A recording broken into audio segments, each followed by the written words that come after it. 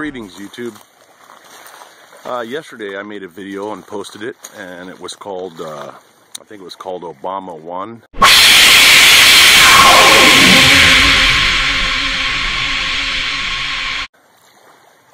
The election, now what do we do? So today I'm going to post one called Romney Won, now what do we do? Now just think about this for a second, and this will be a very short video just to stimulate some thought on some issues that I've been considering. So let's assume that Romney won the election.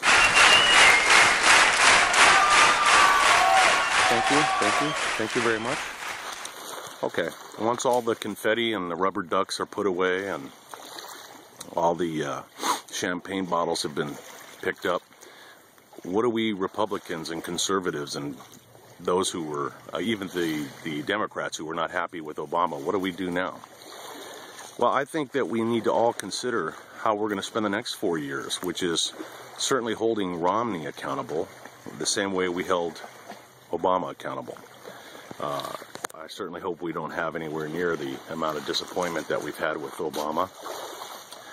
But look, you know, politicians are politicians, and just that fact alone puts them pretty far down on the rung of decency, or the lower rungs of the ladder of decency. So we need to hold him accountable, but more importantly than that, we need to make sure that we do, as citizens who have access to communication with our representatives, we need to do everything humanly possible to ensure that we being America, that we never find ourselves again in the situation where we are so precariously close to the demise of this country. Romney being president, no matter how great he turns out to be, is not going to solve the problem. Something was wrong with the system that allowed a guy like Obama to get into the position and become the commander-in-chief of the most powerful military in the world. Something was terribly wrong with our system that allowed a guy who we still know nothing about to be in charge of the strongest nation on earth and the best nation on earth. What is it that went wrong? We have an obligation to make sure, and this is for our children and their children and so forth and so on. We have got to fix whatever the frickin' problem was that allowed this shit to happen, because, you know, 4, 5, 6 years ago, none of us ever thought we would be this close to going over the precipice of destruction in terms of our country and the Constitution and the things that we hold dear and put great value on. So we have to, I have to believe, I suspect that many people that were not too savvy in terms of the politics and weren't on top of it, not because they're stupid, but because most of us have jobs and we get up in the morning and it's all we can do to survive the daily trials and tribulations. But I think we now see how devastating inattention can be, and we have got to stay involved. We've got to stay alert. We've got to make it a point to know what all sides are thinking and planning and doing. That includes the side that we voted for. Again, for you Ron Paul supporters, some of you have expressed a lot of negative feelings about my own beliefs, that since he wasn't going to win anyways, a vote for him would be a vote for Romney, or would be a vote for Obama. I still stand by that.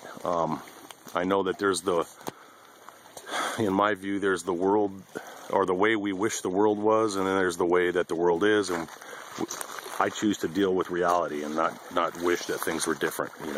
You change the things you can change, and you deal with what you have. And right now, unfortunately, somebody as great as Ron Paul is just, the country's not ready to put him into office, unfortunately. Enough about that. I was trying to think of what this other guy said, but whatever. Look,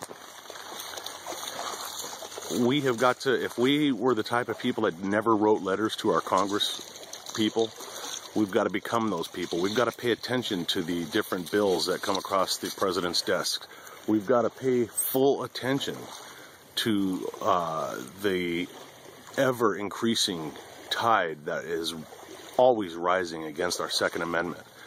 We now have a guy in jail who posted that video. Now, you know, the Democrats will say, the pro, not all Democrats, but the pro-Obama people that defend him at all cost will say that he's in jail because of a parole violation or a probation violation. But the probable cause to put him there was illegal. Okay, we had a White House that ordered his arrest. No matter what anybody tells me, I know that's what happened. For exercising his First Amendment right. As an experiment today, while talking to my wife, I went on YouTube and I put in the words, and forgive me, I know this is offensive, but I put in the words, fuck Jesus, and I lost count of the number of videos that are up there with the same name. I don't see anybody going to jail for that. So this one-sided enforcement of the First Amendment is the beginning of the end of the First Amendment. And if you screw with the First Amendment, then you lose all the others. That's what I've said all along regarding the Second Amendment. If I absolutely hated firearms, I would be pro-Second Amendment, because you've got to protect them all to save all of them. So you anti-gun people need to think about that. And you people that think that the video was so vile, it doesn't matter. We all should have risen. Every one of us should have risen up to defend that dude who posted that video, because this is our guy, our country. Yeah? This is our country with our constitutional rights, and quite frankly, I don't give a fuck. Alright, as typically happens, I got a phone call right in the middle of my video. I don't get calls all day until I start recording. But what I was saying was, quite frankly, I don't give a fuck who's offended by our exercising our First Amendment rights. Okay, so we dropped the ball as a people for allowing that. Okay, well, what should we have done, Mike? I'll leave that to your own imagination. I've got my ideas, but I'm not going to put them out here. And they're not violent, but we should have done something. There should have been a letter from every human being in America that values freedom sent to every freaking representative and every senator from every state. Water under the bridge for now. But my point is, we got to stay alert. We have to stay alert to this type of stuff, and we have to make sure that we demand that our representatives represent the Constitution of the United States and don't look at it as just some old, tired document. If they do, if that's their opinion, then we boot them the fuck out.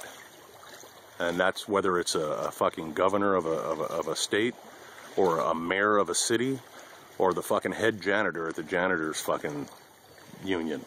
If they are not on board with freedom and the Constitution, we boot them the fuck out. And that's my rant for today. Let's all keep our fingers and toes and hairs crossed and hope that Mitt Romney pulls this off. I'll see you on the other side of this election. Stay safe.